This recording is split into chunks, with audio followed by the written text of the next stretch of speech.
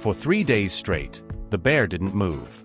Locals watched from a safe distance, binoculars in hand, whispering theories and superstitions. The massive grizzly stood at the base of an ancient pine deep in the Montana wilderness, head low, breath slow, unmoving as the wind whistled through the branches. Park rangers tried to lure him away with meat, loud noise, even tranquilizers, but nothing worked. He refused to budge. He wasn't aggressive. He wasn't hungry. He was guarding something. And when the ground beneath that tree was finally disturbed, what they uncovered stunned everyone. Not a cache of food. Not a den. Not even cubs. But a human skeleton. Next to it, a rusted locket, a faded notebook, and a truth long buried in both dirt and grief. The bear hadn't come to harm anyone. He had come to remember. And he wasn't leaving until the past was finally unearthed. Pine Ridge was the kind of place that didn't make headlines. Tucked deep within Montana's Bitterroot Wilderness, it was known mostly to hikers, rangers, and those who preferred the company of trees to people. But everything changed the day the bear arrived. It was early October when the first reports came in. A large grizzly had been spotted lingering near an old pine on the North Ridge. At first, it wasn't unusual. Bears roamed freely this time of year, preparing for winter. But then the calls turned frantic. He's not leaving the tree. It's been over 48 hours. He's just standing there. And it wasn't just standing. He was guarding. Ranger Eli Martin was the first to see it in person. He parked the ATV about 300 yards down trail and hiked in quietly, boots crunching against the frost-covered leaves. The morning air was sharp, clear. Above him, the trees reached like frozen arms to the pale sky. And then he saw it. The bear. At least 800 pounds, with a thick, dark coat and a silver scar running down its left shoulder. It stood at the base of an enormous pine tree, one that had stood longer than any building in the nearest town. The bear didn't flinch, didn't growl, didn't shift. It just watched. Not Eli. The ground. Eli slowly raised his binoculars, scanning for cubs, for food, for signs of a den. But there was nothing. No kill. No tracks. No threat. Just the bear. Rooted like a statue. He spoke softly into his radio. "Control, this is Ranger Martin. I've got eyes on the bear. Male grizzly. Not aggressive. Position is fixed. Possible behavioral anomaly." A crackle. Then dispatch replied. "Understood. Backup's on the way." But something gnawed at Eli as he stood there. The bear wasn't sick. It wasn't tired. It was grieving. He didn't know why that word came to him. But the longer he watched, the more it made sense. Back at the ranger station, the team reviewed satellite images, behavior logs, and local reports. No missing hikers. No recent animal attacks. No known dens in the area. Theories ranged from poaching stashes to lost cubs, but none held. Eli's supervisor, Carla Drennan, narrowed her eyes at the screen. "That tree," she murmured. "That's the same one marked on the 1984 rescue maps. Hiker fell there. Nearly died." Eli turned. "You think it's related?" Carla shrugged. "If it is, the bear would have to know something no one else does." Eli looked back at the live drone feed. The bear was still there. And now, it was digging. The bear didn't dig like an animal searching for food. There was no frantic clawing, no frenzied urgency. Instead, he moved with a strange precision, scooping dirt, pausing, then continuing, always keeping his bulk low, his nose close to the ground. Ranger Eli watched through binoculars from a safe distance. Every instinct told him to intervene. But something stronger told him to wait. By nightfall, the bear had unearthed a shallow depression in the ground, just enough for part of a weather-worn root to show, twisted like an old hand reaching through the soil. And then he stopped. He sat back on his haunches, staring at the spot in silence. The next morning, news crews arrived. Someone from town had leaked the footage. The drone video of the morning bear had gone viral, viewed by over 2 million people in under 24 hours. The headlines wrote themselves. "Grizzly won't leave tree," locals stunned. "Bear protects mysterious ground in Montana forest." Is this bear grieving? It didn't take long before the forest was crawling with people, wildlife biologists, skeptics, journalists, even animal psychics. But no one got close. Every time someone approached within 50 yards of the pine, the bear would rise slowly, massive, unmoving, eyes locked. It wasn't a threat. It was a warning. The Forest Service set up a perimeter, blocking access, and Eli stayed on site as the lead ranger. He set up a small tent half a mile out, monitoring the bear's behavior, noting every movement, every pause.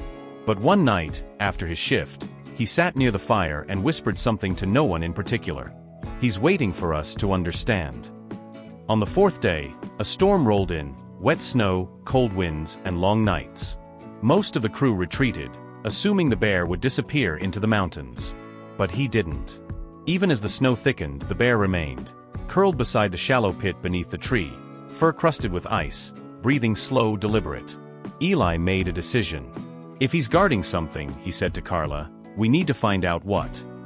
Carla frowned. "You want to dig?" Eli nodded. Not to disturb, to understand.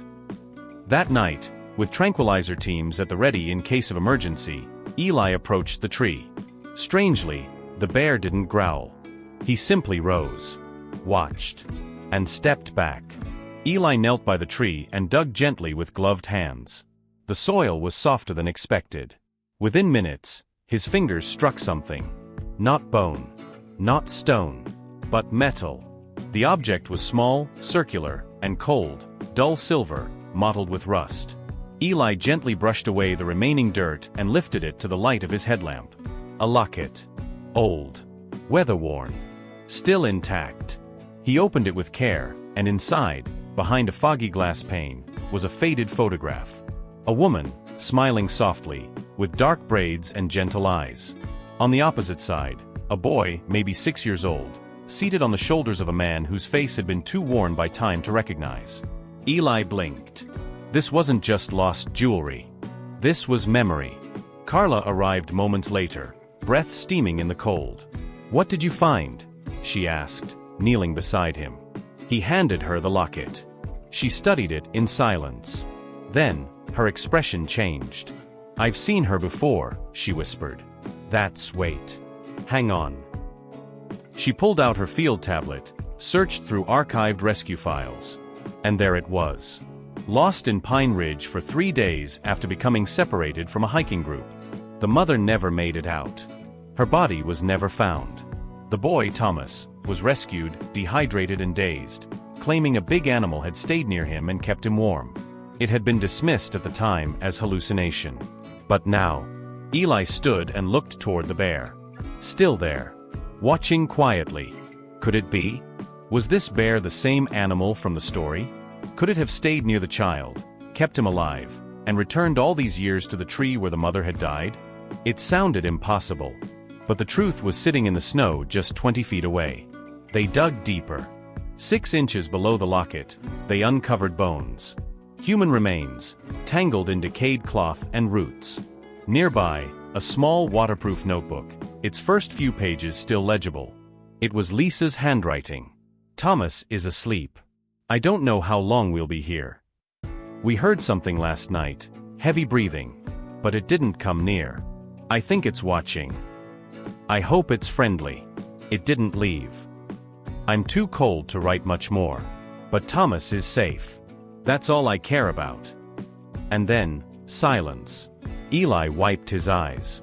Carla closed the notebook and whispered, "All this time, he came back." "To remember," Eli said. "To keep her safe. Even now." The bear shifted slightly but didn't approach. There was no need. He had done his part. Now, they finally understood. For hours after the discovery, no one spoke near the tree. The wind had died, the snowfall lightened, and even the birds stayed quiet, as if the forest itself was holding its breath in reverence. Eli stood with his hands in his pockets, watching the bear. Not just watching, witnessing. A creature that had no voice in the human world had told them a story, without ever saying a word. By midday, a forensics team arrived to respectfully recover the remains. Cameras rolled from a distance. Reporters whispered theories and questions, but none of them could explain it better than what they were seeing with their own eyes. The bear never interfered. As the remains of Lisa Hargrave were gently placed into a tarp for removal, The bear simply lowered his head toward the ground, his snout brushing the soil, then sat back down beside the base of the tree. He didn't growl, didn't charge. He just stayed. Carla turned to Eli. "You think he knew her?" Eli nodded slowly. "He knew her son. That's enough." She looked back at the bear. "Then that means he came back. Every year. For nearly 4 decades. Not for food," Eli added. "No," she agreed. "For love." Later that evening, Eli made a call to Thomas Hargrave. Now in his 40s, Thomas had built a quiet life in Oregon, working as a park ranger himself. He'd grown up believing his memory of the bear was some childhood hallucination, reinforced by trauma and the cold. But when Eli told him what they'd found, his mother's remains, the locket, the journal, and that a bear had been guarding it all these years, he didn't speak. For almost a full minute, there was only the sound of breathing on the other end. And then Thomas said, "He never left her." "No," Eli said. "He didn't." The Forest Service decided to name the tree Lisa's Watch, and the site was declared protected land. No structures. No trails. No tourists. Just trees. And silence. And memory. The bear remained for 3 more days after Lisa's body was taken.